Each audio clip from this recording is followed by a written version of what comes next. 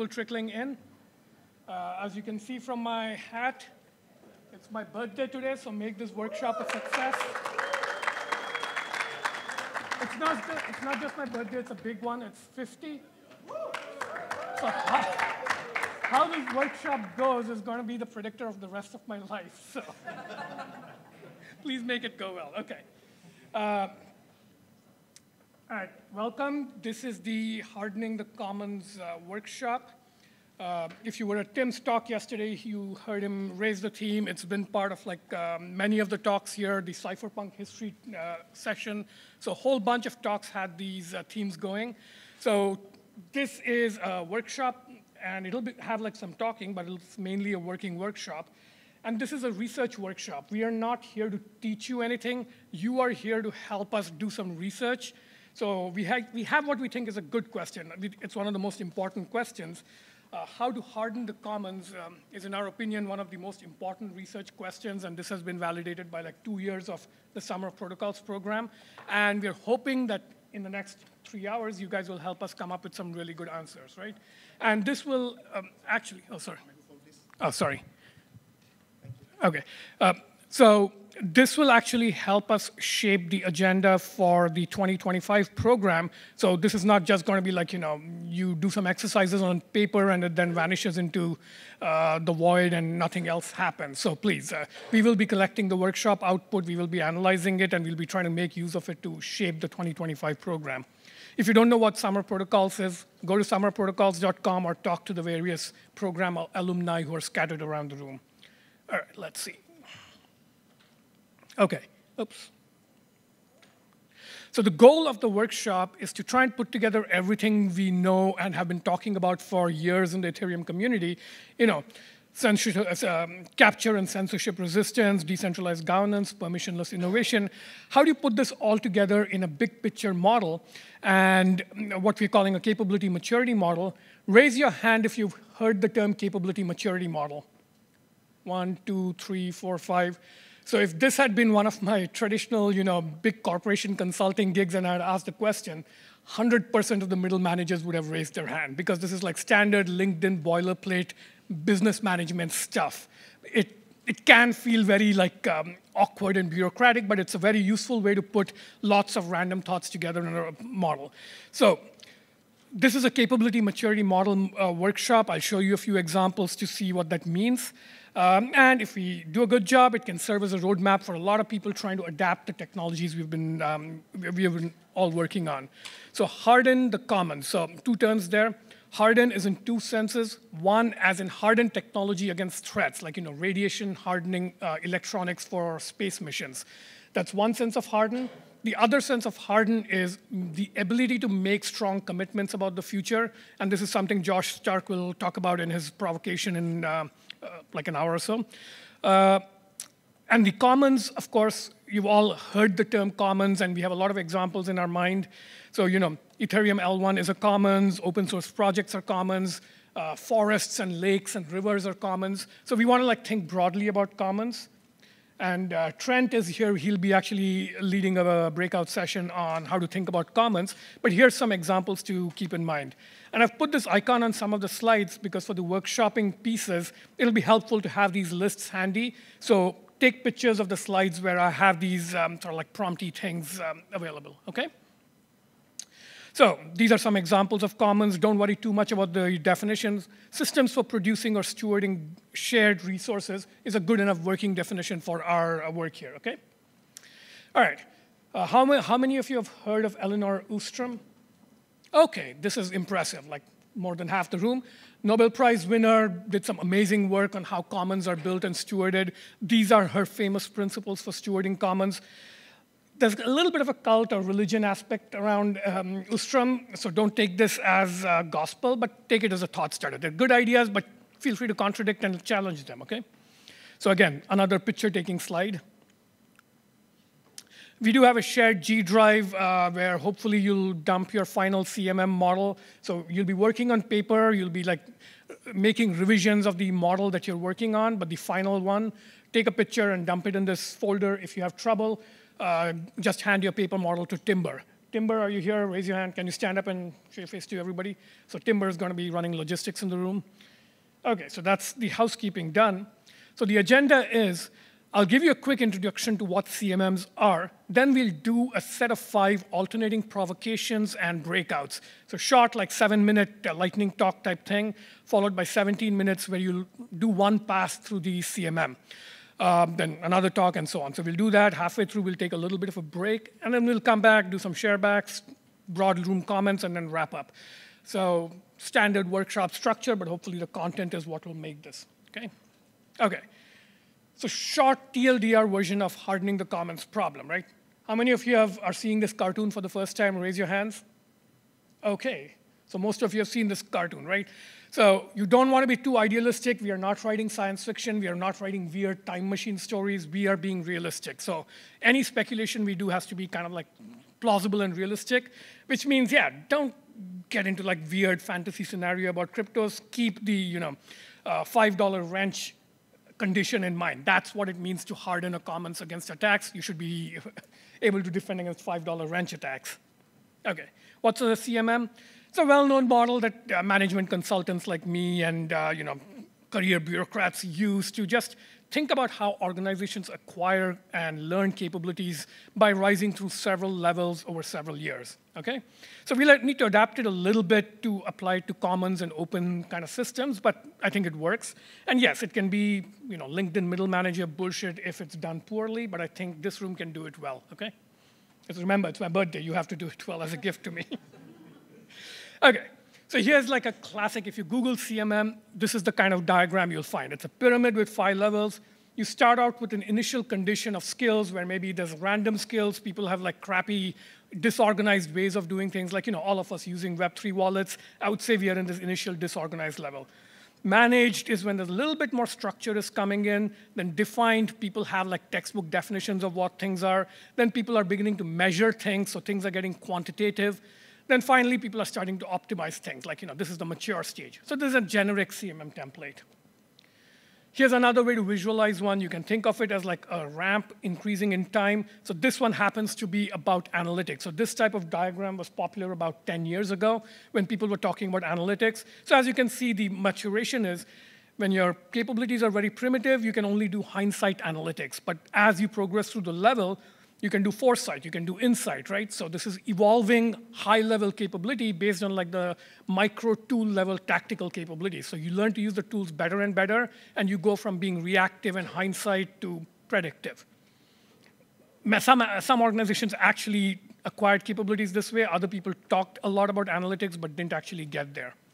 Here's another one. These are all things I pulled from Google Images, so they're real images that people presumably used in some organizations. This is an example of security capabilities.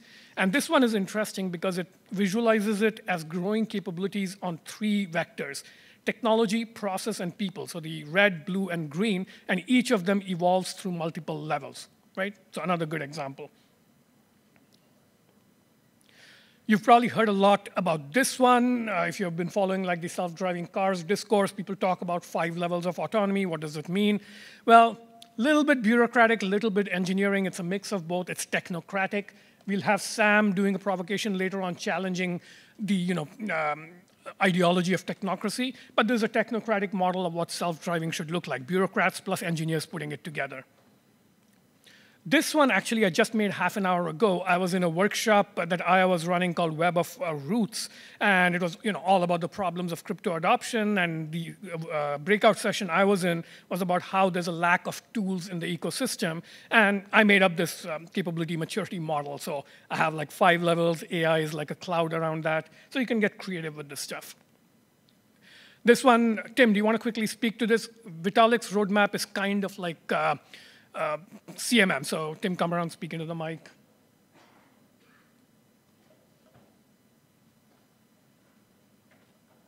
Oh, OK. Oh, we lost my slides. OK. Yeah, so in Ethereum, like Venkat was saying, we don't have a lot of LinkedIn CMMs, and I think this is the closest we've come to as an ecosystem to mapping things out. And it's sort of like an implied CMM here, where if you think of the way Vitalik, summarizes this Ethereum roadmap, 2020, it was just like, here's a bunch of stuff we have to do in the next 10 years and how they fit together. And not on this slide is the 2019 version, which is here's a bunch of stuff scattered over the internet that we have to do in the next 10 years. And it's sort of like a refinement in thinking over the years where, a couple years after that, we were able to actually break this down in specific tracks. So like the merge, verge, surge, all those specific things. But it's still sort of just like these like rough pointers that we have that are quite low context. And then just before Devcon and Vitalik actually put out a blog post for each of these tracks, sort of like going very deep into details around like, okay, what's the actual thing that needs to be done? Where is it at? What are the blockers and whatnot? And so you can see that we have this sort of like evolving capability, or at least Vitalik has, and then guiding the ecosystem to like articulate or understand like what this entire set of things we have to do is and how they all relate to each other.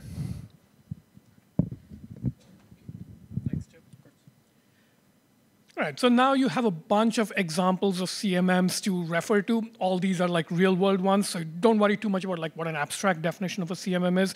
Keep these examples in mind. So how do you make a CMM? So 1, pick a specific important commons. 2, pick a specific target social group that's trying to mature its capabilities, right? So if the commons you pick is like a lake and a community around it that wants to keep the lake ecosystem healthy, the lake is the commons and the people who are trying to keep it healthy is the social group. Try and define 4 to 7 levels. Don't go over 7.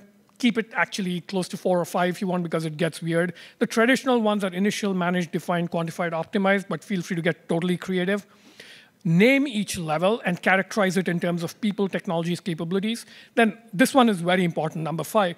Try and define a test for each level. So if your CMM is about like, preserving a forest and you have a 5-level hierarchy of how to preserve a forest and say, oh, this, Brazil is at level 3, but Indonesia is at level 2. What the hell does that mean?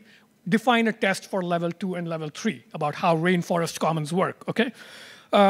Pick a visualization. So I gave you a few examples, pyramids, ramps, stacked blocks and stuff. So pick a good visualization. If you don't like the ones you have, make one up. But this is not an art workshop. This is like bureaucrat workshop. So you don't have to get super artistic with it. Think of this whole CMM exercise as this is a collective learning curve from like ad hoc, sort of like kind of illiterate levels to very mature and refined capabilities. And it can go from like, very scattered skills. Like everybody here uses Web3 wallets, I presume, but there's like no coordination. It's like, very fragmented. But if it matures, presumably there'll be a wide conversation about how, which wallets are better. Maybe there already are, but there's not like textbook versions of the discussion. So collective learning curve from ad hoc to mature, from scattered to integrated. And usually there's an element of codification and documentation too in building a CMM. And both the organizational structure and the people in it are learning as you go along, right? Forming procedural memories so that even if people join and leave, the organization or system still remembers, right? So if a whole bunch of people create a CMM for something and then half of them get new jobs and go and a new half comes in, the system should not like break completely. The knowledge continuity should be there. So special challenges for us as kind of an open ecosystem that's decentralized and all these weird things. So CMMs are typically for top-down traditional organization where the CEO can say, hey, I'm appointing a bunch of people to impose this training program and all of you are going to go from level 0 to level 5. This is not that. So how do you do it in an open ecosystem context? CMMs rely on codification and documentation. In open systems, that typically happens in a much more ad hoc way. Like maybe, some volunteers start documenting stuff. EIPs are a good example where it's somehow gelled into a very formal codification, but not in a corporate way. CMMs are usually technocratic, but can we actually not make this about LinkedIn middle managers and work with direct technological agency? And finally, CMMs often are about acquisition and installation of behaviors in big corporations because it's all theater. The CEO wants to have like a big program that they can brag about. Once that happens and then the big parties are done, people forget and the skills are not actually maintained. So in an open ecosystem, actually the reverse emphasis is better. Like, it's better to acquire and install a very limited capability that then endures for 10 years than to like pretend that everybody is level 5 black belt and then like 1 year later nobody knows how to log on to the system, right? So you really should think in terms of maintenance of small skills. Okay, we are going to head into the first breakout session. So this is my provocation. Okay, so what is the bounding box for your chosen commons, right? So what is the physical medium of the commons? So if you're talking forests, it's like trees and grasslands and the animals and the ecosystem. If it's software, it's the Git repository where all your software lives. So think of what the actual physical material medium is.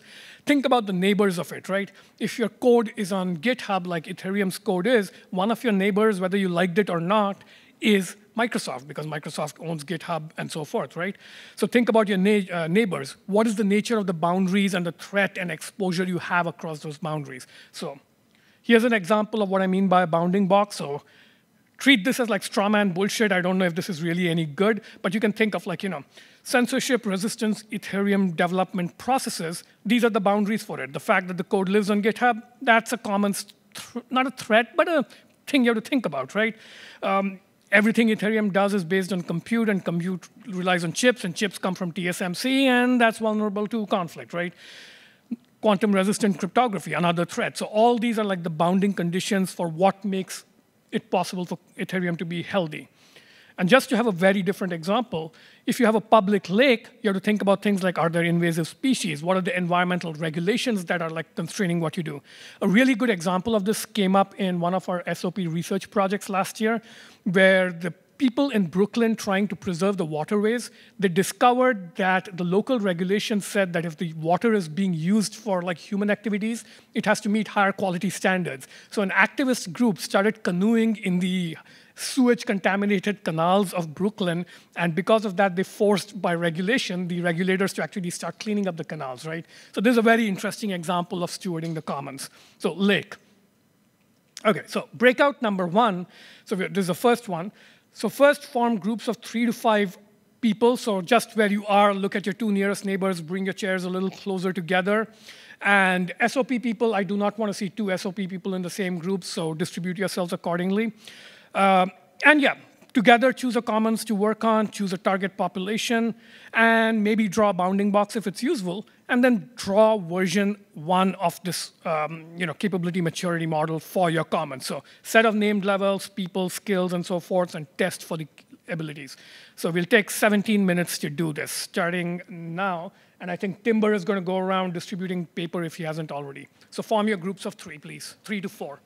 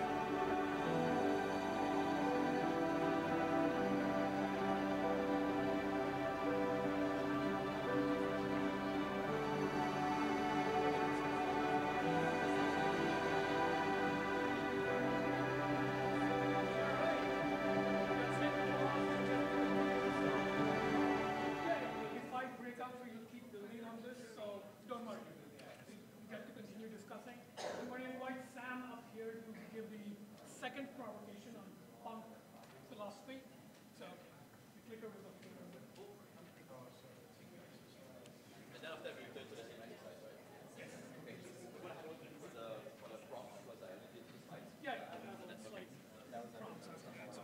Coolio. All right. Hello, hello. Okay, this is going to be maybe like 5 to 8 minutes, just some provocations on the idea of punk.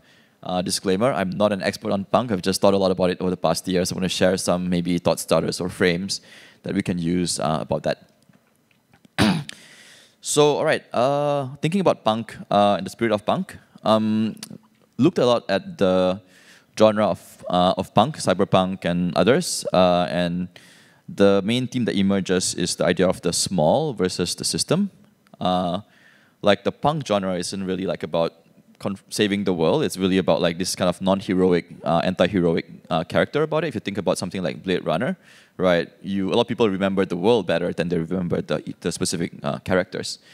And there's this element of asymmetric conflict about punk, where it's often this small indie protagonist versus big institutional antagonist. So there's this kind of theme around punk being the small versus the system.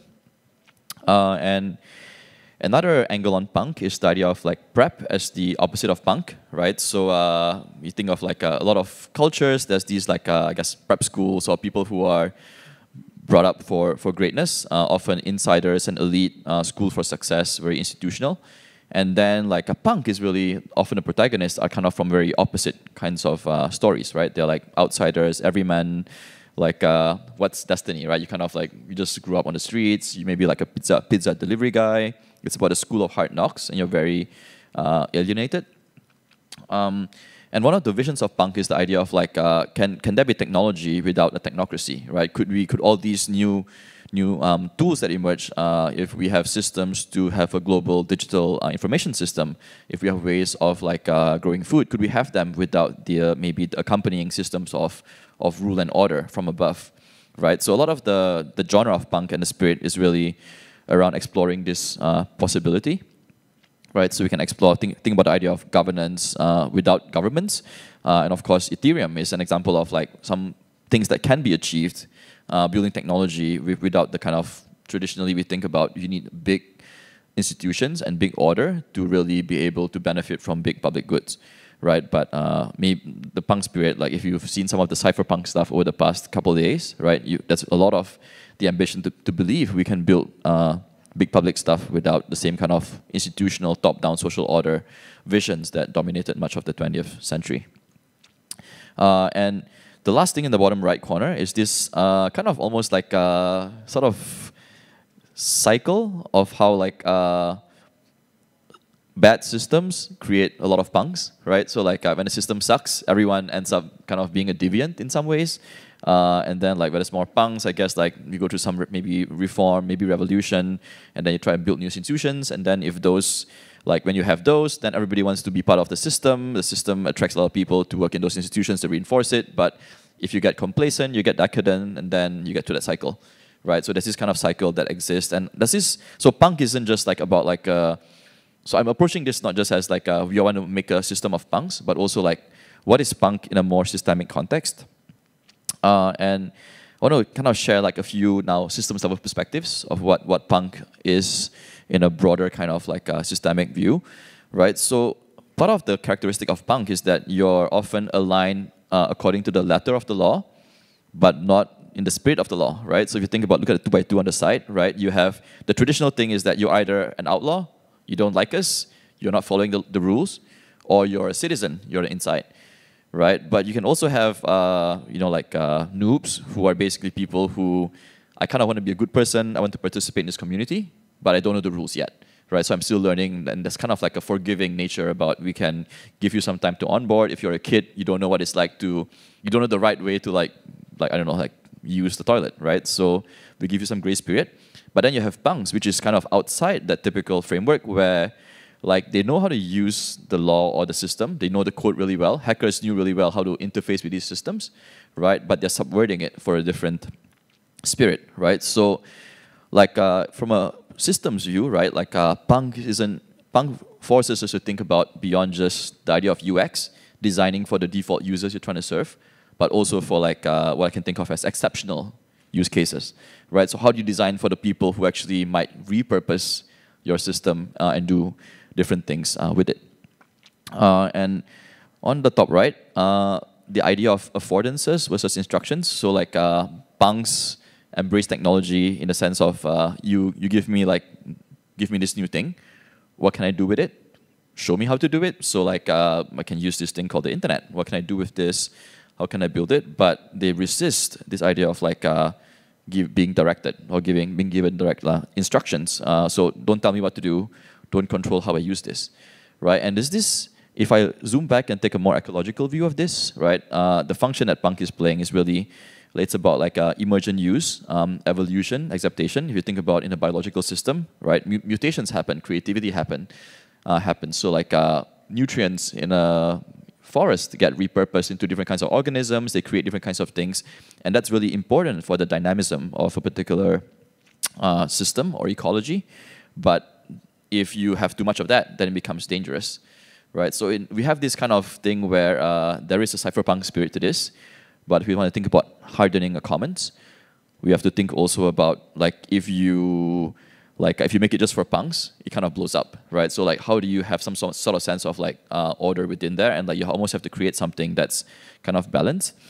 And I want to leave you guys on this idea of there's almost a spectrum of systems that are more punk prone. Where like just if you look at the picture on the left, right, like clearly this is a bad path, right? Everyone's going to be not using it. But you can also imagine a really punk-proof system, which is where like everybody has to follow the default way, and that's no deviance at all. And like it might be tempting to think that that's the sweet spot, that's the ultimate hardened commons, right? Or maybe it's not, because we actually, for this system to be able to grow and thrive going forward, we need some sort of space for messiness, for mutation, for creative evolution to occur, right? So where's that sweet spot? Is it in the middle? Is it on the right? I think that's something for us to explore in this section. So that's the provocation. Thanks.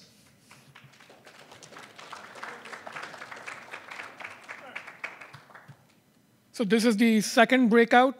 Think about what Sam just told you and try to integrate punk and hacker elements of your commons into your CMM. So it's weird. It's like, the man incorporating like the subversive element.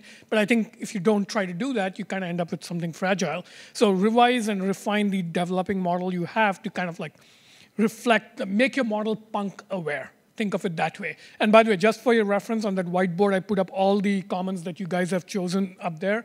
So I think it's air, water, Wikipedia, encryption schemes.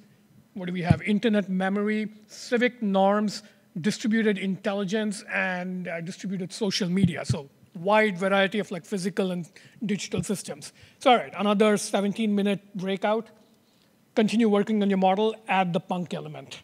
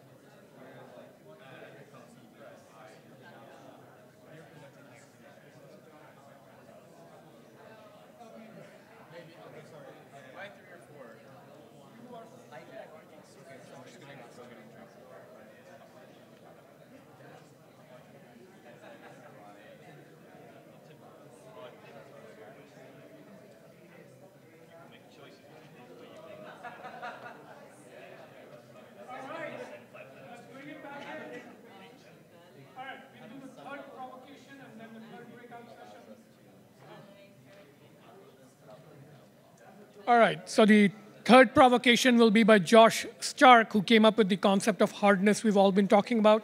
He'll give you a prompt based on that.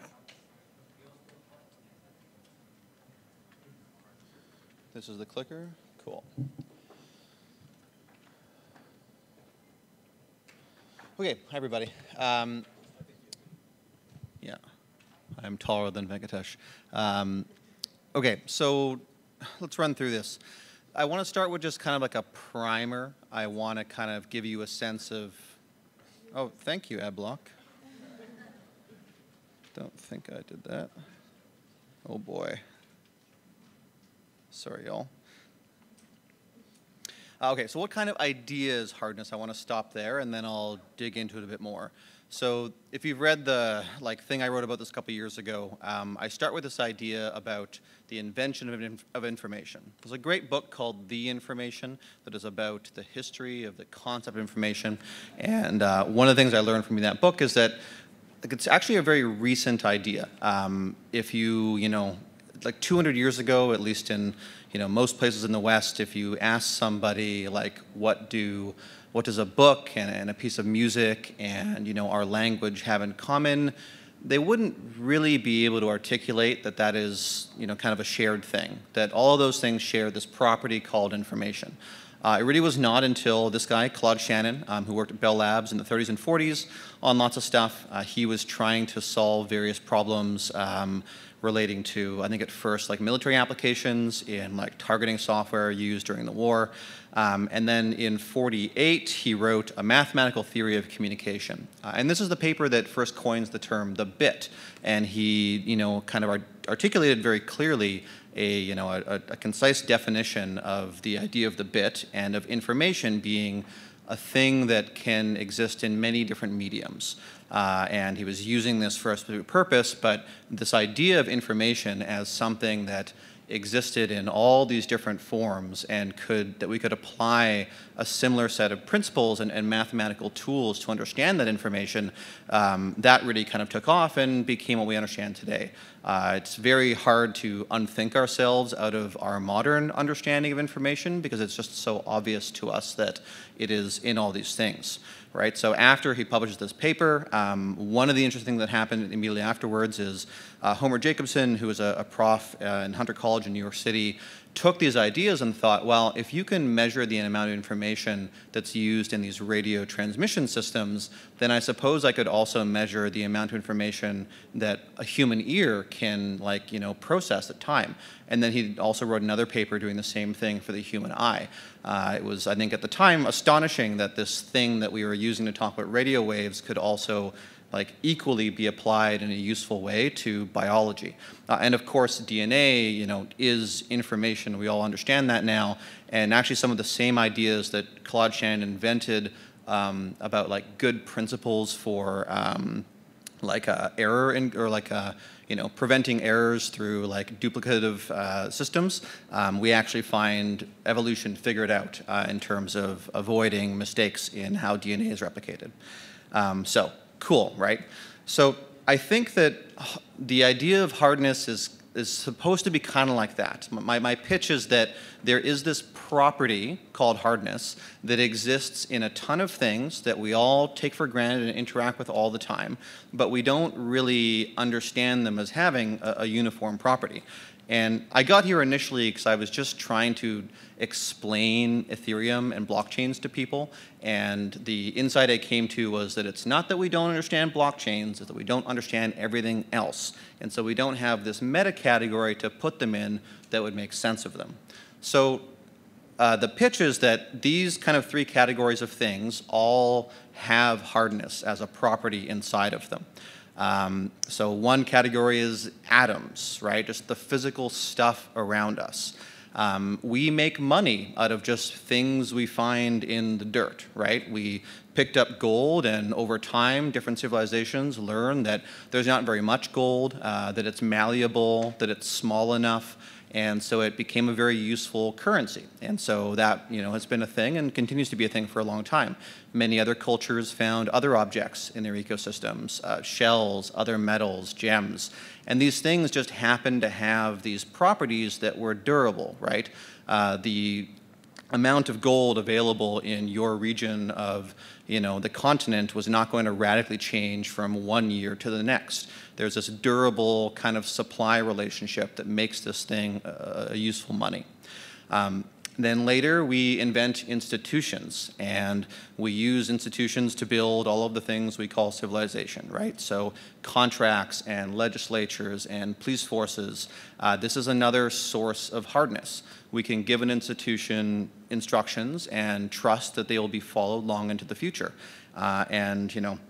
We also make money out of institutions. The money that we use today is just really the property or the result of a whole bunch of people coordinated in some organization that follow rules and sets of behavior that gives a certain stability to certain properties of that money, about its supply and tracking property rights, all that kind of stuff. And lastly, Bitcoin and Ethereum are another source of hardness. They're a new source of hardness that we also use to make money and do many other things. We can do contract-like things with Ethereum that really are a substitute for the things that we use institutional hardness for. So that's the big idea, that these things, beneath the hood, like the reason we only use these things to make money, and the reason that we only use at least institutions and blockchains to make these complex conditional relationships over value is because they share a property. So that's the big idea. I have a definition that I've used in talks before, and what I'm getting at here is that hardness is like a capability to just make something more likely to be true in the future, right? We can do this with institutions, we can give them instructions, we can do this with blockchains by giving them code, and we have some understanding that it will be durable in the future. It is very likely to be certain in the future. And it's certain enough that we can kind of hang these other social structures on them. We can use it to be money, we can use it to organize a government, et cetera, et cetera. So a few examples. I talked about gold already, right? Atom hardness is pretty good. It has very virtuous properties. It's the same everywhere. The rules of physics don't change depending where you are. But one weakness of them is that as humans become more powerful and have more capabilities, things that were hard stop being so hard, right? So if we can go pull an asteroid full of gold from somewhere else in the solar system and bring it to Earth, suddenly the supply of gold, which was a pretty hard fact for a long time, becomes soft. And it is no longer true that gold will preserve its value in the same way. There's the kind of famous case of Zynga and Facebook, where Zynga, this company that made games on the Facebook platform, was really reliant on the institutional hardness of Facebook to not, totally just change the way the terms of service worked and change how the platform worked to, erode their business and take control of it. But this institutional hardness was not very hard. They were just relying on the whims of this company, and it turns out that it wasn't very trustworthy. It didn't have hardness. Bottom left, this is the symbol for, I think, the International Anarchic Squatters Association or something. The case of squatting is interesting because it's kind of two things at once. It is a way that people exploit institutional hardness. You can think of squatters as like institutional hardness hackers. They're kind of looking around the world for where are property rights not actually being enforced, and we can set up camp here and just see what happens. And then you discover that, we thought there was institutional hardness over these property rights, but there actually isn't. We can stay here. And then, of course, squatters also use institutional hardness because in many places there are such things as squatters' rights, where if you live somewhere for long enough, the law says that now it is yours and you can't be evicted. So it's an interesting kind of edge case that is punkish in the spirit of the previous provocation. And the last one is, of course, an Ethereum-based one. Many of you might already know of this artist, Simon de Beauvoir. I just mispronounced his name. He made this great piece of art a few years ago called "This Artwork is Always on Sale." And the idea is that it uses Ethereum to pre-commit that whoever owns it, anyone can always buy it by meeting a certain price determined by a harbinger tax. And so as an example of the kind of commitment you can make to the world using Ethereum-based hardness that you couldn't really do otherwise, right? I don't think there's really a way that someone could legally set this up in most places where whoever owned it would always be forced to sell it and transfer property. That's not a thing that our institutional hardness systems are already set up for. So I think that's all I got. So that's the big picture. Maybe Venkatesh will tell me if there's some big missing piece that I should talk about in the remaining seconds, but if not, I can sit down. No. All good? Yeah. Okay, cool. All right. So let's do a quick, slightly structured prompt here. So in your group, all of you privately think about your chosen commons and assess on a scale of 1 to 10 how hard you think your commons is and how hard you think it should be. So for example, if you think your commons is 3 out of 10 and should be 7 out of 10, so make up those numbers, and then in your group, share those numbers with each other.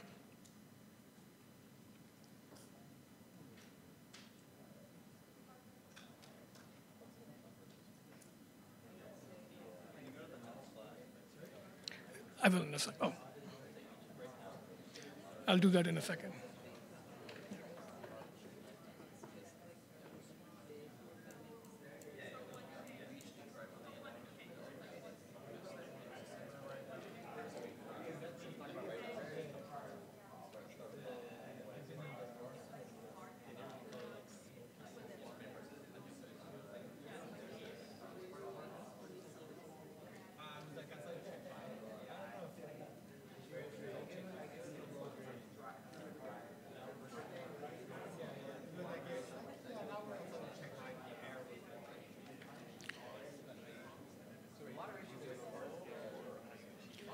All right, before you guys get too into it, that is just kind of a warm-up to get you thinking about hardness in a hard way. But yeah, let's actually take a quick, maybe 5-minute break, then come back and we'll go straight into breakout number 3 and actually talk about this and try to integrate hardness into your evolving CMM. So 5-minute break, come back here, we'll do the breakout.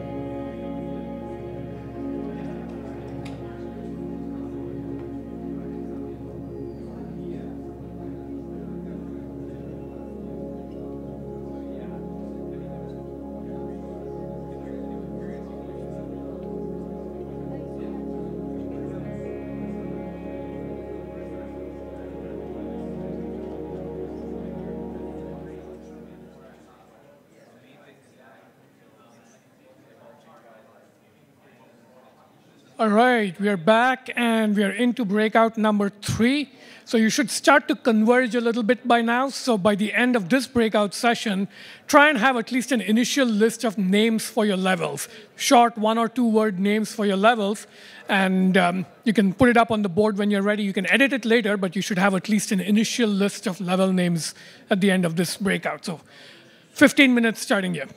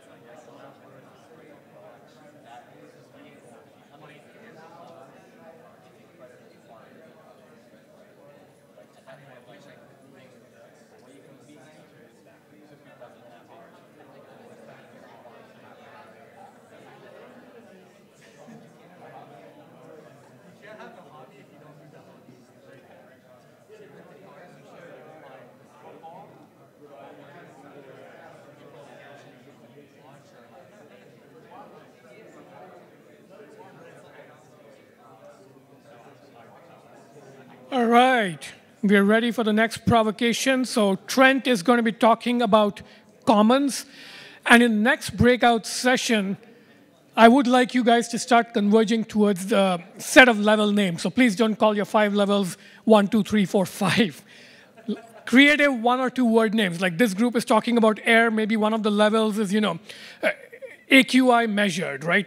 AQI measurements are available for everybody. That's a good name for a level. But all right, over to Trent talking about commons.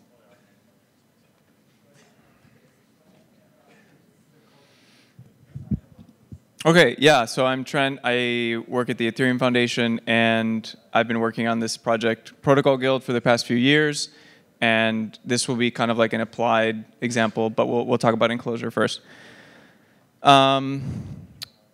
This idea of enclosure, I first came across it about a year ago through the work of this guy, Benjamin Birkenbein. He's a professor. I don't remember the school. He's never responded to my emails, but really inspired by him. But we're talking about commons and how they're peer-produced resources. We've talked about fisheries and forests. These are naturally produced commons, and I think what's important here is that they are naturally occurring, and then humans engage with these systems which would already typically produce them. Maybe not farmland or pastures, but fisheries and forests. These are naturally occurring commons. When we get to things like the internet or scientific data or software systems, these are produced by humans deciding to do them. So it matters the production system that ultimately leads to these things as the output. And so when we talk about the Ethereum commons, we are sometimes talking about mainnet, sometimes we're talking about the software. There's a couple different things that are wrapped up in here. But for the software bit, an example I come back to quite often is this, the Linux ecosystem. They have 30 years of longer history than Ethereum, and there's some instructive examples, specifically the idea of what Benjamin Birkenbein calls incorporation, the incorporation of the commons.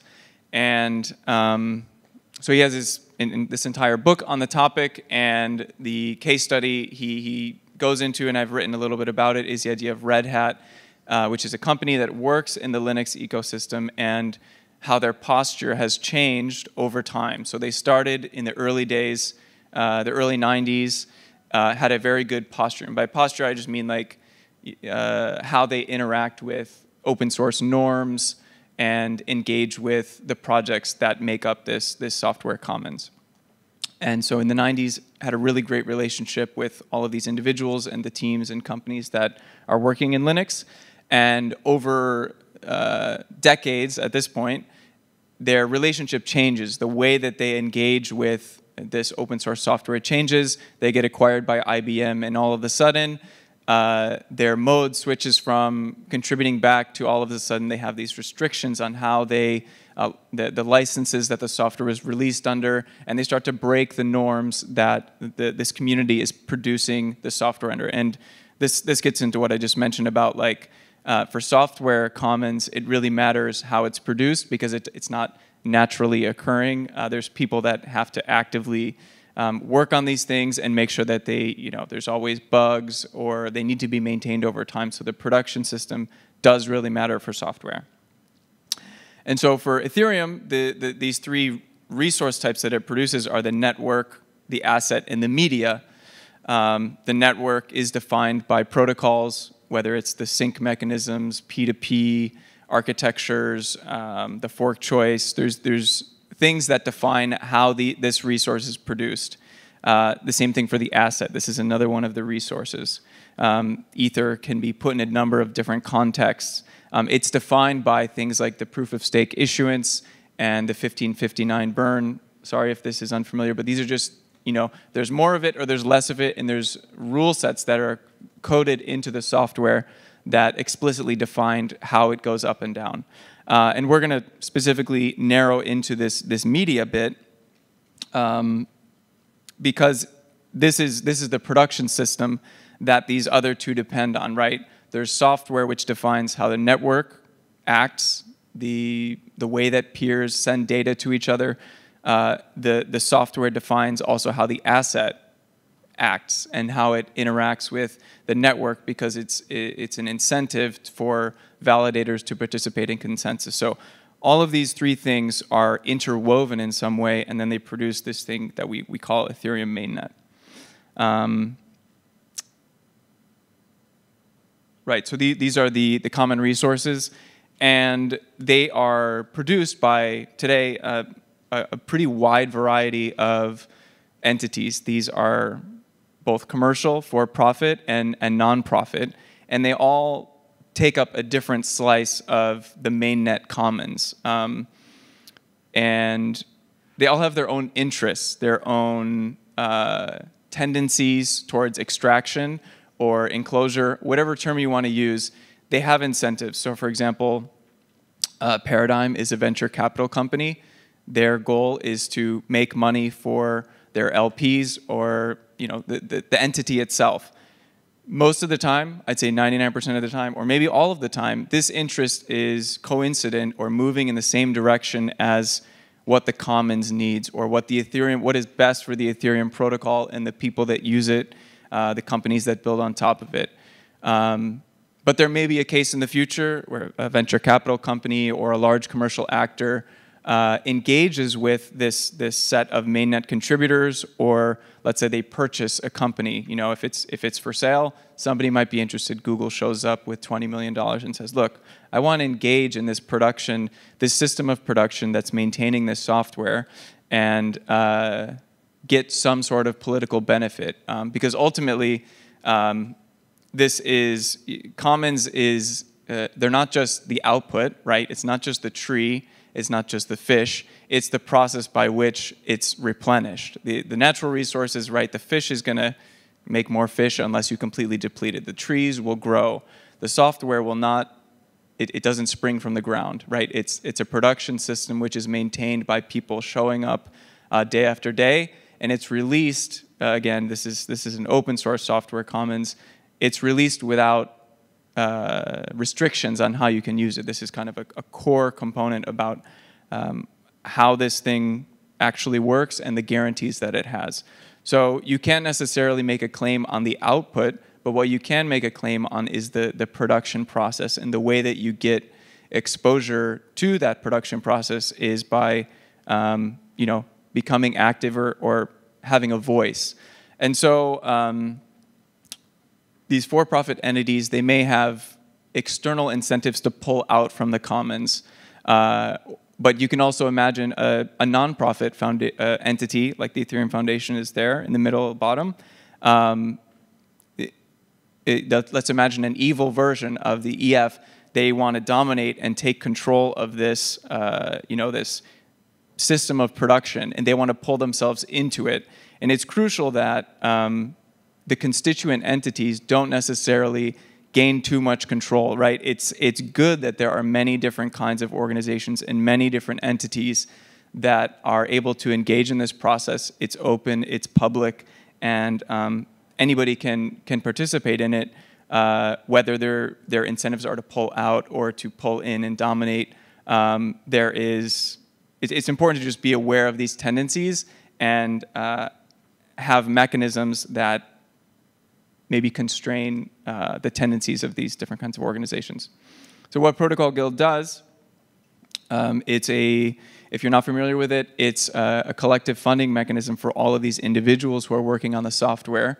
And it composes a higher level abstraction to approximate the edge of the commons or the shape of the software commons. All of these little bits of software, the teams and individuals that work on this, again, they have their own incentives, their own tendencies, their own legal structures which contain individuals. So what Protocol Guild does is it combines them all together on the level of the individual and makes them more legible on the scale of the commons. And this does some things. So imagine Google shows up. It's a lot easier to buy one of these tiny little boxes than it is this large Protocol Guild-shaped object. So you return some of the agency, you can think of it either to the individuals, because you materialize them as part of this larger collective abstraction, which is all of a sudden you represent it at this higher level scale.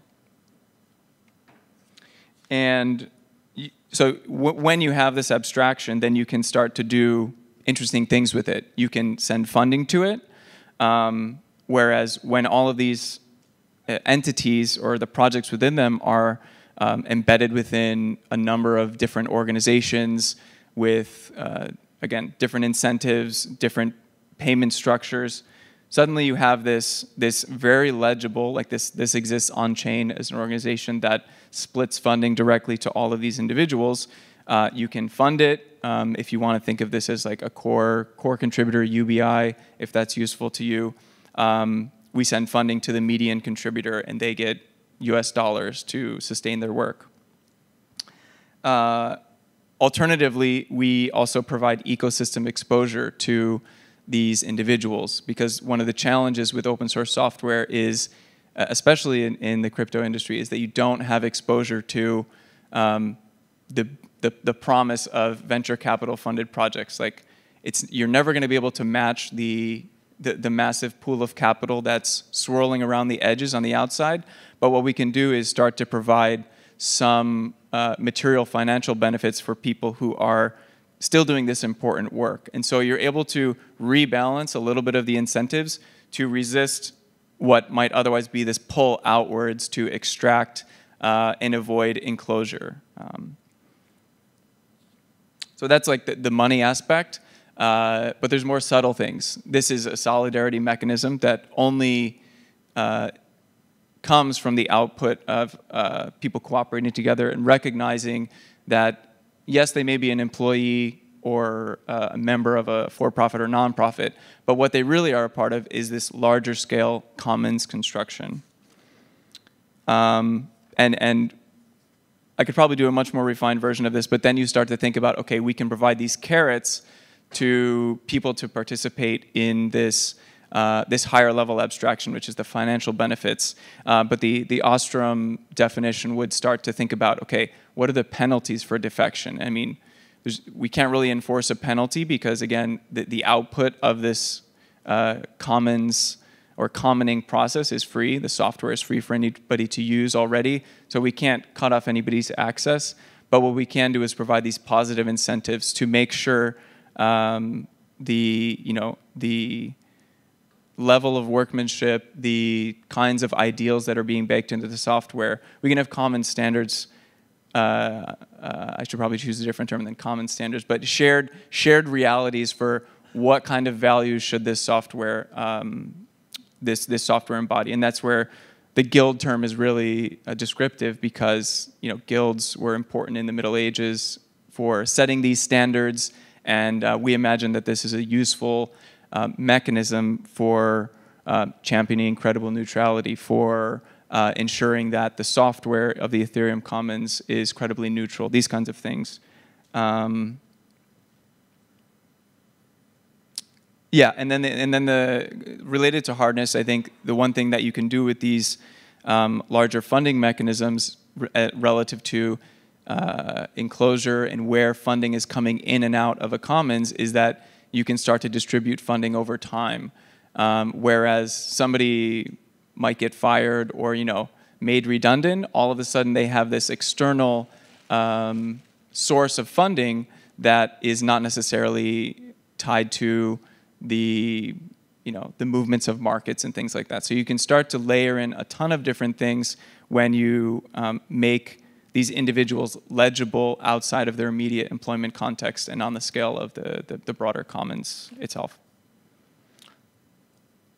So yeah.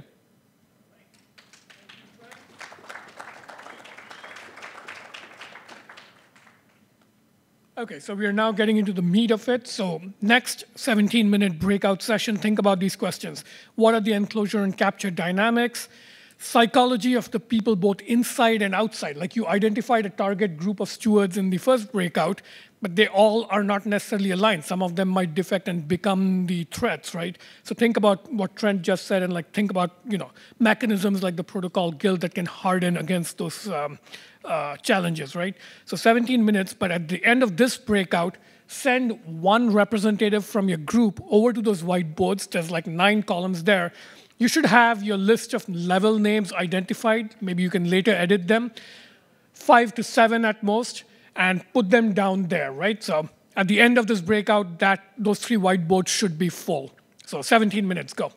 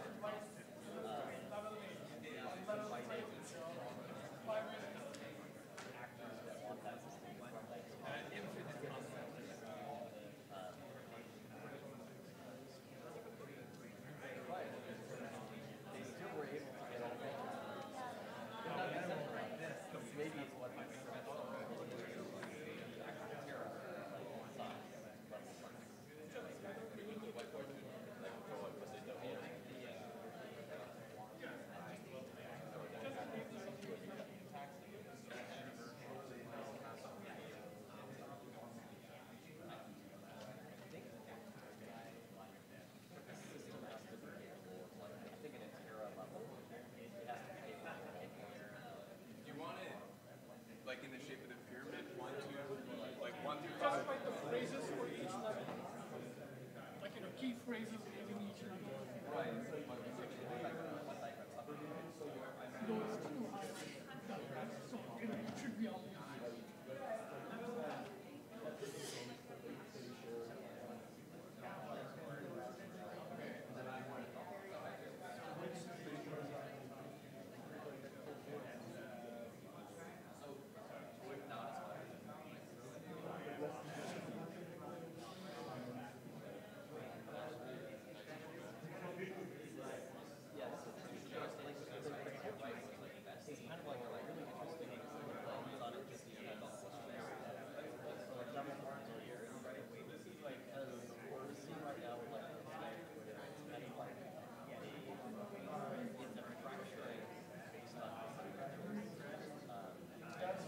That's what I'm asking. We need a consensus. Get a theory.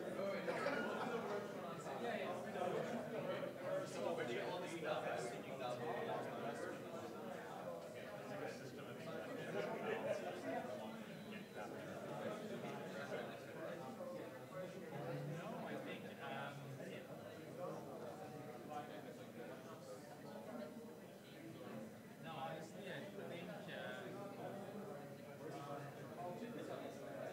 looking at the invite because I think it's Bastion is the only person, and Chulang was at the same workshop.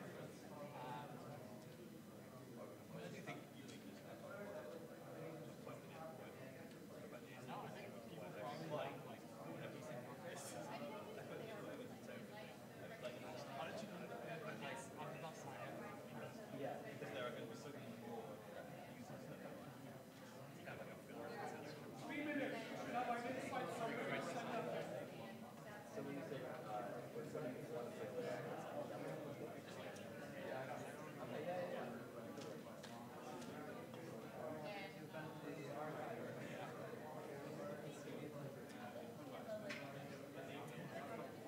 Yeah, Venkat, I think it's hard to come up with a list, but it's even harder to come up with a list that's true.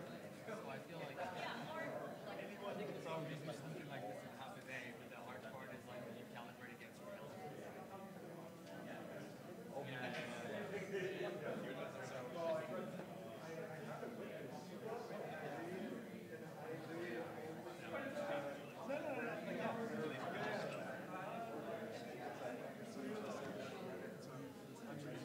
assuming that's the book you would do.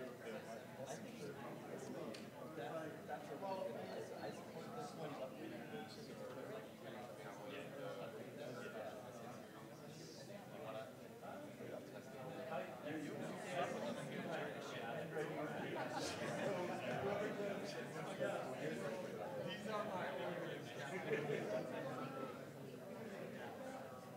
we do a lot of things.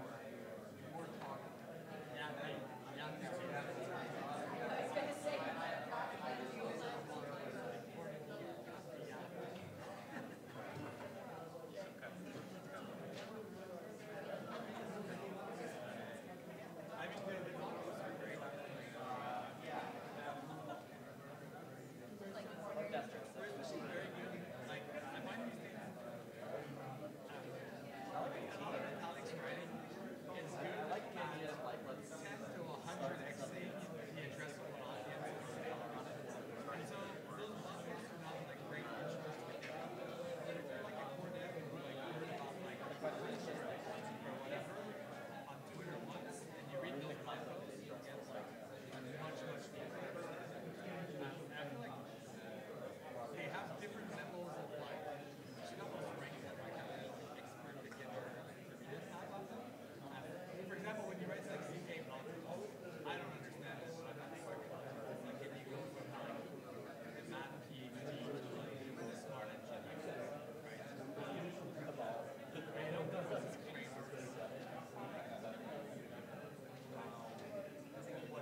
What's your level? All right, a couple more minutes, then we'll go into the last provocation. So finish writing up your whiteboard and immediately we'll go into the last provocation.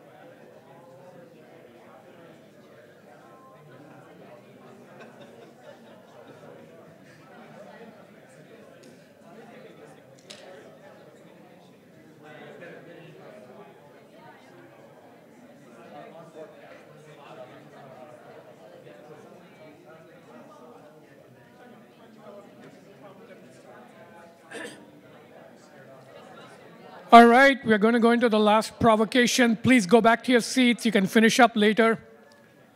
Back from the whiteboards. All right. Tim's going to now set you the hardest provocation, connecting this all up to Ethereum. Hi, everyone. Who here is not in Summer of Protocols? Raise your hand. Wow, thank you for staying the full 3 hours so far. Yeah, so this is Ethereum Devcon. So we're going to sprinkle a little bit of Ethereum in all of this. So Josh talked about hardness right before me. And I gave a talk a bit related to this yesterday, but in short, there's a few things that are special about Ethereum's hardness. First is that it's globally homogeneous. Anyone in the world that accesses Ethereum has the same experience, very different from institutions or atoms. Independently auditable, so all the chain data is public, which you can just go and look at. Again, different from other forms of hardness. And then permissionlessly accessible, meaning that there's just a very low barrier to entry, right? Like you could just plug in your computer and use it. But one thing Ethereum sort of does not do quite well is having a view of the outside world. In crypto, we call this the Oracle problem, but the non-technical definition of this is that if you want to put a fact about the world on Ethereum, you need to have a mechanism, and then that mechanism is not as hard as Ethereum itself. And so I want to dive a bit deeper into where Ethereum hardness works and where the challenges are, and then how that can potentially be applied to these vast, diverse commons that we've been looking at. So the first, very obvious one, Ethereum as a blockchain provides a hardened foundations for applications and assets and protocols to be built on top of it. So if you put something on Ethereum, you can have an expectation that it will stay on the chain, that it will function in the way that you've programmed it on chain. And we see this in practice. There's billions of assets issued on Ethereum, but there's also things like cultural artifacts, like say NFTs, where the fact that the chain can preserve the NFT itself is a valuable property. But then there's another part about the Ethereum community that relates to hardness, and Venkat mentioned this at the very beginning. There's sort of these two definitions of hardness, the definition around sort of Josh's framing around longevity, but the second definition is more around battle testing thing or resistance to external shocks. And Ethereum's culture sort of mixes both in an interesting way. Both at the protocol level, at the application level, we have we operate in a very adversarial environment. We have all these hacks that happen or attacks, and we sort of build these systems and processes and norms to mitigate or respond to them in an efficient way. And then at the cultural level, Ethereum has this set of values around trying to optimize for the long term, move the focus away from a single institution, not have a central point of failure in the ecosystem, and also have a technical roadmap that's long-term sustainable. So that's a softer way to export Ethereum's hardness into other domains. And so, putting those things together, a couple examples that I, again, mentioned yesterday in the talk, but that we've seen in practice where Ethereum's been kind of good to integrate with things outside of it and have this positive feedback loop. The first is this idea around quadratic voting, quadratic funding. So it was this new allocation mechanism that was sort of theorized in academia that didn't really have a good place to be deployed because existing institutions tend to be more risk averse when they're allocating funds. So we were able to deploy this on Ethereum, initially on Gitcoin, run a bunch of grants, and learn from that process about, okay, what works, what's broken with the mechanism, tweak the mechanism, and then sort of improve the theory back. And there's a positive feedback loop there where Ethereum's kind of the test bed for this, and we can bring it, we can test things in this isolated environment, and then scale them up to a size that's relevant for the outside world. And then another similar example is prediction markets. So again, this is this theoretical idea that didn't quite have a place to get prototyped. Got some early prototyping done on Ethereum. Augur was, I think, the first version of this, or maybe the second. Even though Augur itself wasn't quite successful, the idea and sort of being on Ethereum and seeing it live inspired others, which eventually led to Polymarket. And then we can see, Polymarket played a major role in the current US election. And so, you can think of this as like a Venn diagram of things that leverage Ethereum's technical hardness, things that leverage the cultural hardness, and potentially there's like some intersection in between that are things that are not necessarily built on Ethereum directly, but that can either learn from it or do things on it, but then have an impact in a broader world. And I think that's like a useful frame to use when you're trying to think of like, okay, how can Ethereum actually help something that's not an app on chain? And so this will be like my prompt. Basically, how can Ethereum's Ethereum's technical capabilities or sort of cultural hardness how can that improve your CMM? And one thing I would encourage you to do is think, are there alternative sources of hardness you could use rather than Ethereum? And why is Ethereum the right one? And maybe Ethereum's not the right one, and that's fine, and you'll learn something. But if it is right, it's worth thinking okay, why can't the government do this? Why can't gold do this or something like that? And similarly, though, if you are thinking about a way that this can leverage Ethereum, I would think through how can people bypass this. It's just back to this Oracle problem. If you have something where you're saying we're going to monitor, everybody's going to put something on the blockchain to monitor that the air quality is good. To take my example, how do you make sure that the people putting the air quality numbers on the blockchain are putting the real air quality numbers and not just faking something to get a reward? And then, yeah, I think the third thing is kind of going back to this poly market and Gitcoin example. Is there some sort of positive feedback loop where, if you experiment and learn things by using Ethereum, you can then push this back into the real world, and then potentially bring a bigger version on Ethereum and so on. And so, it's the last part that, the last iteration that we'll be doing on the model. So, yeah, take all of this, try to apply it to the model. And we will do a share back session after this in 17 minutes. Thanks.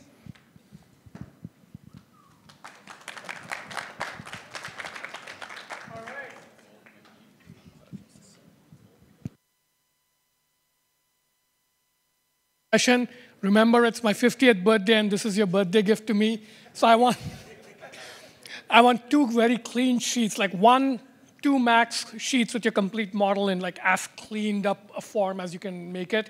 That'll be what we take a picture of and publish, right? I'm sure you guys have a lot of messy working notes. Let's make this breakout a little longer. So 25 minutes. Think about Tim's prompts about Ethereum, but also clean up your model and capture it in one or two sheets of paper, all right?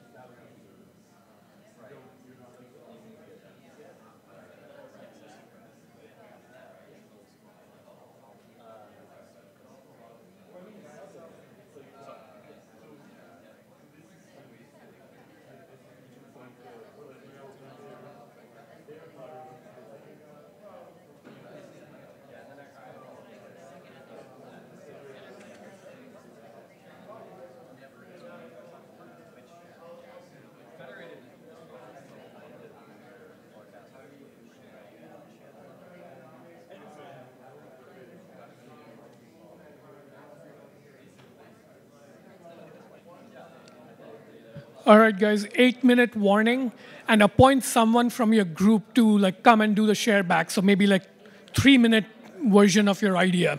All right, so 8-minute.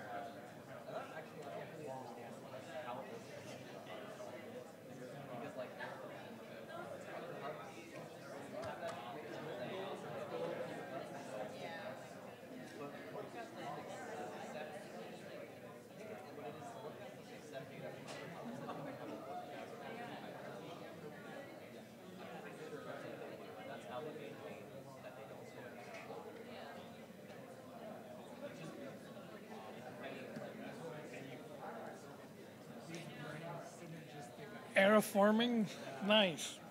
Terraforming.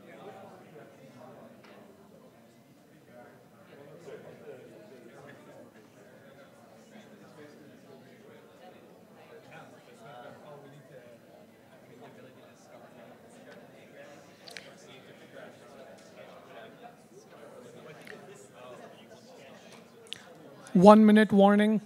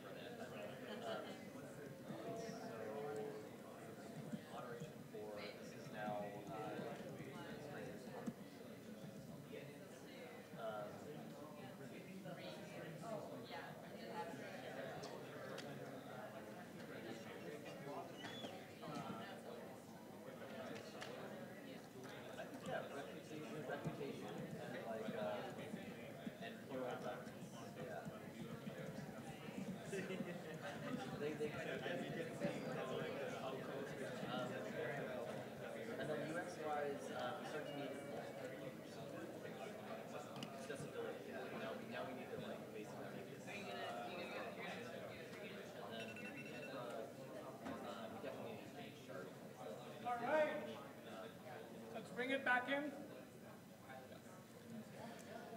So, yeah, thank you all, first of all, for like persevering through 3 hours to do this exercise. I know it's like not the easiest kind of thinking to do. Like it's that mid-level of abstraction that can be really annoying, especially late in the afternoon.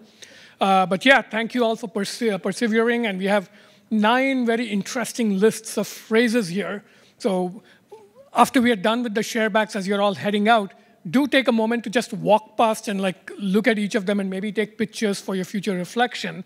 But now let's get into the shareback session, and I just slightly tweaked the suggested outline. So take about maybe 3 minutes for each group, send up one representative here to speak into the mic so we have a proper live stream recording. So point to your whiteboard list and just read out your levels so people have a sense of like the motifs you're going for.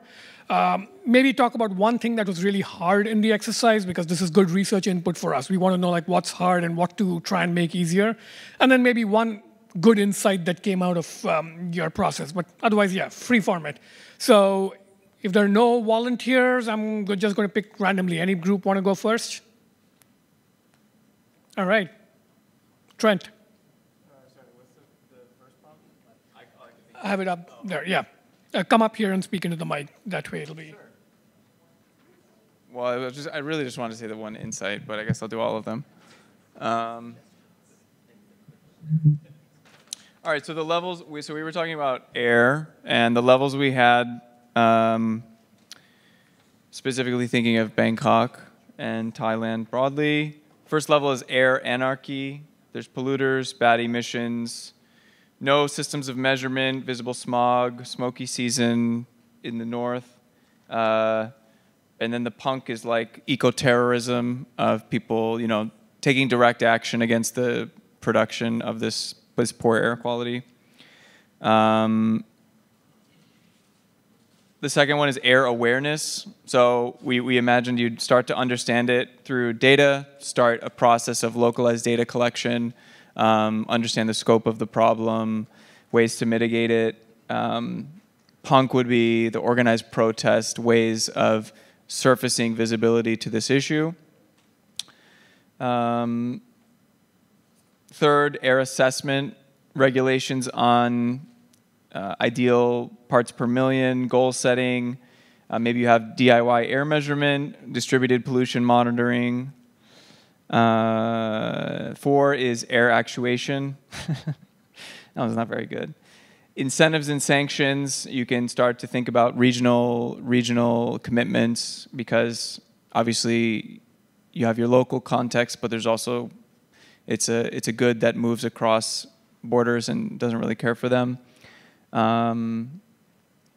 Incentives and sanctions, commitments to targets, policy accountability, or like the ROI on the policy that you're implementing. And then the last one was aeroforming or air augmented, but yeah. So this could be like building the actual infra and making sure that you have systems to produce clean air. Maybe people are getting their daily vitamin intake through this augmented air. We don't really have a system for implementing that, but it sounds interesting. One thing that was hard. Do you guys, what was hard? I don't know. Coming up with tests for each level. All right, we'll go with that. The main thing I just wanted to talk about was during the capture bit. I guess this is mostly relevant to me, but we were thinking about how defining the scope of the problem and the people that are tasked with fixing it, there needs to be some sort of bounds on the definition. Otherwise, you end up with this perpetual, similar to like the philanthropy or charity industry. There's a vested interest for the people that are distributing aid to continue these distribution systems, regardless of whether there's more efficient or more, systems that are just better at distributing funds or resources to people. There's a vested interest in keeping them the way that they are because people get paid through it. So that was one thing that we was kind of an interesting bit about, like, okay, how do you define the scope of this problem? What does it mean to solve it? Because at a certain point, there will be the people that end up engaging with the production of a solution. You don't want it to get entrenched as the new status quo, even when there's improvement on it, and maybe there's perverse incentive to maintain this over time. That's it.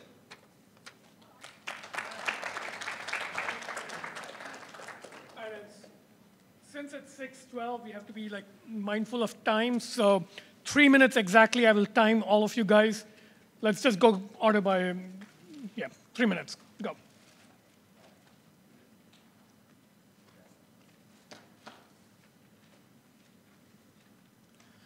All right, everyone, my name is Daniel. Our topic was civic norms, which we were kind of proud of as like kind of a clever idea of culture itself as a resource, so that we ended up just kind of rediscovering kind of a whole sociological theory of history. So that was kind of funny. But our kind of phases were something kind of like the king, no real structure, very top-down, power-driven. And then we had the tribe, where we have kind of simple notion of order, kind of like a Ten Commandments society, very kind of shame, high control. And then something like the state, development of more institutions, a bit more personal freedom, a bit more regular, a bit more sophisticated law system. And then the culture, which was sort of the somewhat Solarpunk collective enlightenment, restorative justice, internal motivation all around. And then the last one we couldn't quite articulate, so we just kind of called it the Great Cosmic Om, which was a nod to Siddhartha. Something that was hard was, as we kept going through all these different phases, and we kept kind of complexifying the model, we kept trying to, abstract and shoehorn things in, and some things didn't quite fit, and we tried, and just acknowledging that, this doesn't quite fit in the model. As fun as it is, like, we got to drop this. That was a bit of a hard conversation to have sometimes. And one thing that was, one insight was, once we kind of worked out the framework, everything really fell into place in kind of a beautiful way. Like, every cell kind of got really easy to fill in once we knew what we were doing, and that was actually really quite pleasant to have it all kind of lock into place like that. So that was kind of nice to experience.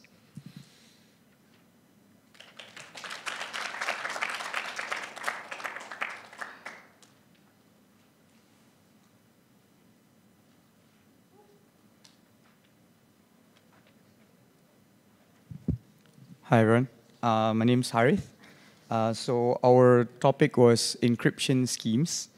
And I'll start with the one thing that was hard, was that our one teammate that suggested this topic, who actually knew more about the subject, had to leave halfway. So the main learning was maybe to get enough team members who know what they're talking about when it comes to a particular topic. So for our levels, the first one is, we describe it as wilderness. So for encryption schemes where there's only academic research and there's minimal distribution of the research on the subject. Then the second level is managed, where there are now developer ecosystems that have formed.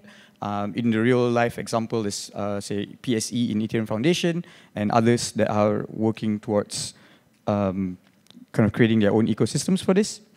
Then the next level, the third level, is irrigated, where there are now open source libraries or licenses, and there's documentations on established UX patterns for these encryptions. The fourth level is monitored, where there are agreed upon standards for incentivizing researchers, whether that's in bounties or having some sort of retroactive public goods funding for disclosing vulnerabilities.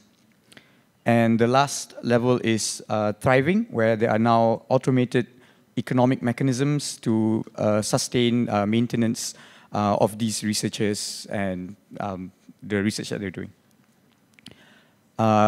One big insight about the process was that, at least for this topic, it's multi-dimensional. So there are like potentially governments that are trying to like forbid access to this kind of research. There's corporations who might want to kind of co-opt it and like create patents and own all this stuff. And there's like developer burnout. How do you make sure that these developers can keep on being incentivized and sustained so that they can keep doing the best work for everyone? That's pretty much it for us. Thanks.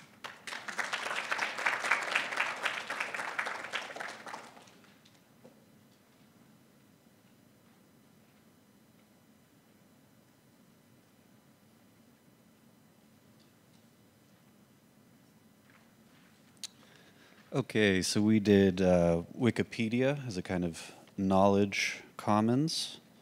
For our levels, level 1, we called gibberish, which is just unverified and unorganized.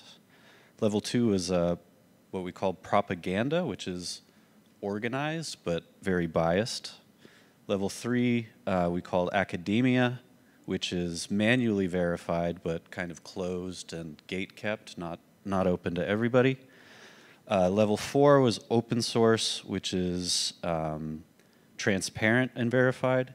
And then we have the final one was Oracle with an asterisk.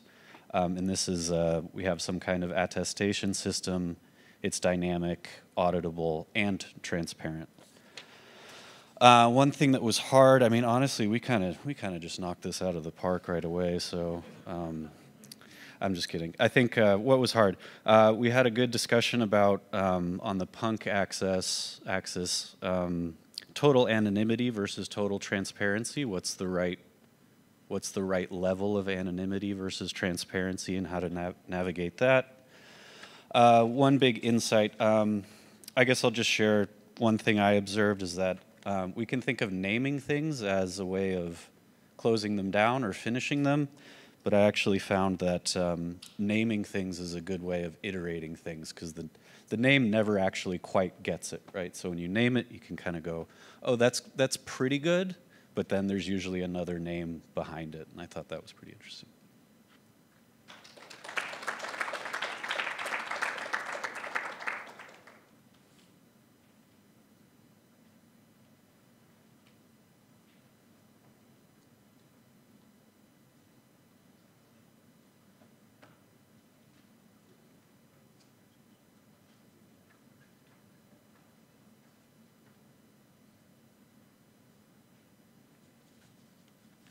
So we did evacuation routes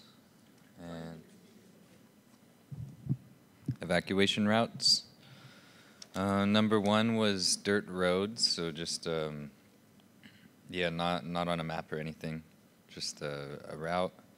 Number 2 was making it onto a map so that there's a collective reference for where the road is. 3 was paved and serviced, so actually maintained, kept free of potholes, and participation of a municipality. 4 was evacuation status recognition, so kind of like elevated to the special recognition that it's essential, and so this comes with like daily servicing with the plow. 5 was community convergence, and with convergence was also conversion, so the community are now active participants in the maintenance of the road, which leads into 6 of just redundancy planning, making sure that you don't have one response plan for what to do in an emergency, and 7 was enclosure strategies. As we started to respond to like potential corporate use and overuse of the road. How do you make sure that you're defended against yeah, those potential kind of interruptions to evacuation? And what was hard, I would say navigating like these kind of 2 layers of actors. So on one hand, there's the municipality, and then on the other, there's the neighborhood and the people who actually, in the case of an emergency, are responsible for maintaining the road. So like, yeah, knowing how to be dynamic between those 2 actors and how to layer them on top of each other, governance and the actual like practical use. And some insights are that commons arise when governments don't act or fail to act enough. And yeah, we were curious around using Ethereum for like recognition of labor, and when people are doing so much work that is hidden, whether it's like removing a tree from the road or fixing some aspect of it, that there be a shared source that is able to compensate those people and kind of like direct a commons fund. Thank you.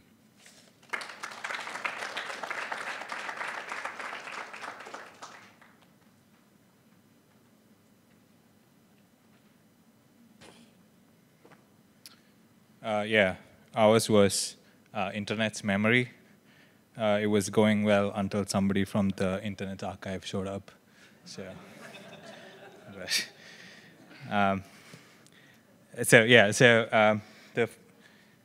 the 4 phases we have is, the first is undiscerning centralized storage. So essentially what you have now with Internet Archive, where you can upload, like save things, but the governance is pretty centralized, and also the government can censor it. The second stage we have is sufficiently decentralized storage. So in this case, the governance is central. We call it centralized fuzzy governance. It's still not fully decentralized, but maybe the storage is much more decentralized. Maybe there are, it expands into multiple locations in multiple continents, so that it's not easy to censor. And the test for this stage is it always accessible? So that's the question that should be answered. And the third stage is capture-resistant utility. So at this stage, we want a more of like basically a moderately decentralized governance, incentives for maintaining, incentives for archiving and maintenance. The question that we want answered here is like, is there a rough consensus on how this is run? Yeah, that's basically the sort of third part. And the fourth one is, yeah, so we call it indispensable utility. So at this stage, people should be able to fork multiple instances of the same thing, and there should be like standards for forking these instances, and so standards adoption becomes a thing there. And also solving really hard problems, like basically we realized once Arkady, who works at Internet Archive, came in, there are sort of like basic issues that we sort of forget that are pretty hard, such as like deduplication, which he mentioned is something that has not been solved yet. So those are sort of basic things we only considered at the fourth stage. So I think that was maybe one of the hard things about doing this was, yeah, like sometimes there are like things that you sort of take for granted that end up being extremely, have extreme complexity. Yeah, and for the fourth stage, the question we are asking is there standards adoption for it to become an indispensable utility? And yeah, yeah, what was hard, I think, was it's such a broad thing, like internet memory. So maybe narrowing it down more would have helped. But also, when the bounding box is like you run into so many other systems that have their own complexity, such as like state laws and stuff. That is its own like systemic complexity that is like hard to grok. So I think, yeah, like so it becomes hard once you like start asking a couple more questions there. But yeah, so that's it from us. Thank you.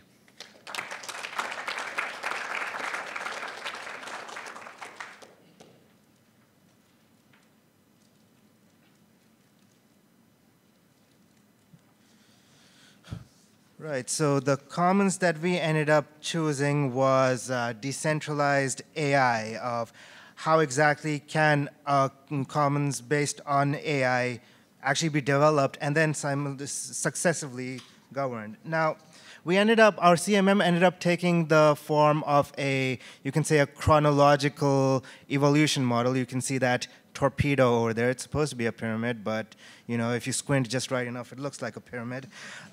So the level 1 is the birthing stage, and this is where any talk of decentralized AI is currently, and that's largely just regular open sourced AI that you see currently, stuff like Llama. It's been sort of, it's all contingent upon the benevolence of a specific centralized entity. Like in the case of Llama, it's Facebook. Sure, you have people using the license to work on Llama, but still largely centralized. Sorry for, yeah. I was touching the keyboard. I did not realize that. The second stage is the community capacity building stage. Now, the community capacity building stage, when it comes to commons governance, it should ideally follow the principles of progressive decentralization. So there's small aspects that you entrust to the community first, and then you follow it up with more important decisions. Ideally, this stage culminates with the exit to community stage, where the centralized intermediary which birthed the project no longer has any control or say over how it proceeds. Next up, we have the curation stage. So this is where the community working groups, hopefully of now there are many because of exit to community, they are actively developing, improving, and deploying this resource, the resource being the decentralized AI. The end result of this stage is the development of various use cases that DAI can be used for, integrations that it can be deployed with, users whose needs it can actually sort of cater to. And next up is the value generation stage. This is not exactly a final stage because the curation and value generation stage keep on shifting back and forth. The value generation stage is where basically this commons can actually be independently, it can have an independent life of its own through money. Right? So it basically involves the creation of monetization strategies which are not contingent on intermediaries, and the creation of a common treasury which is held in common trust and governed accordingly, ideally by stuff such as quadratic funding mechanisms. Now, going across each stage requires various cultural shifts. We've also come up with a list of several different crypto-economic primitives on Ethereum which can suffice to govern decentralized AI. I'll just list them very quickly, won't describe them. 1, stake-based shelling game mechanisms. 2, a marketplace for compute. 3, Sybil-resistant tokenized governance mechanisms. 4, quadratic funding pools. And 5, zkML tools. Now that being said, what was hard about this project? Well, just getting started was hard. I think our entire first 20 minutes was just us staring at each other and not knowing what to do, what actually to write down. But once we got over that stage, I think I had a lot of fun. And, I had a great time talking to my team. This is a contribution from all my team, so they all deserve a round of applause for this. And, if we had more time, I think we could have come up with a great proposal for decentralizing AI, which we could then pitch to investors and make a lot of money, hopefully. But thanks a lot.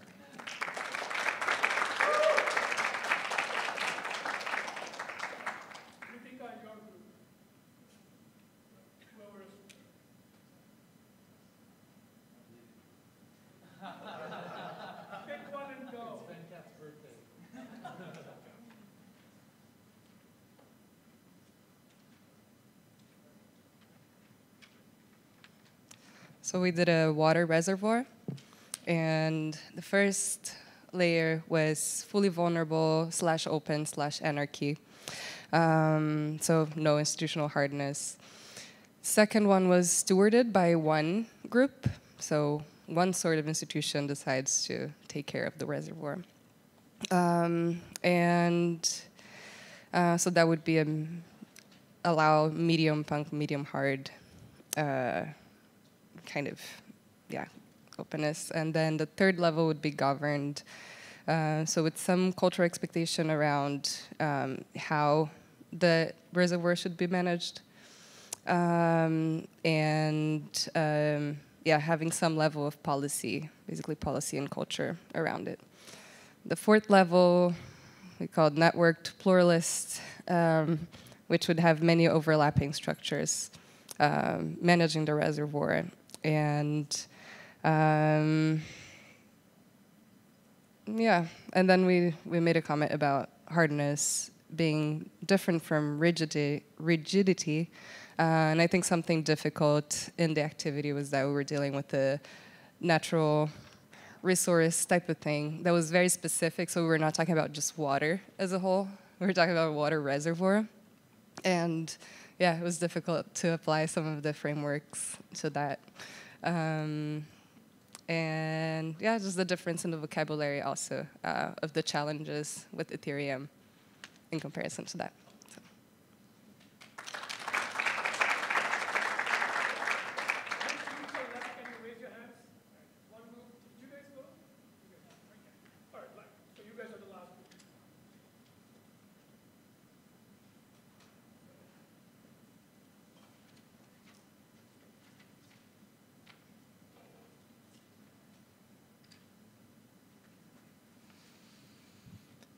Hello. My group handled decentralized social media, and we split this into stages based on the size of the number of people that the social media could support. So we have friends, which you need like peer-to-peer connectivity, basically a group chat. You need to be able to do boundary definition and have like an immediacy to the user experience. We've got neighbors, where you start to need distributed storage and identity sovereignty. You need some form of administration, and then discoverability, so that you can navigate the network. We have strangers within a shared culture. And here you start to need composable privacy and anonymity, and federated domains of administration, as well as filtering as you start to need to adjust the content that you're seeing based on your sphere. Then we have strangers within different cultures, and we start to need sharding for the amount of information that you're storing, reputation, plural governance, and concentrated efforts at accessibility, so languages and other methods of providing access. And then finally, we have all beings, so a theoretical version of social media in which it encompasses all forms of human communication online. So we have human right, access to the network is ensured as a human right, network sovereignty, the network itself is completely self-sovereign, and multi-planetary connectivity. I think the biggest challenge in this was determining what our success criteria was, like how we defined hardness, because there's a lot of ways to define hardness for this particular subject area. And I think that we settled on the number of people just because social media becomes stickier and more entrenched by the number of people that are using it, which makes it harder as a system. Thank you.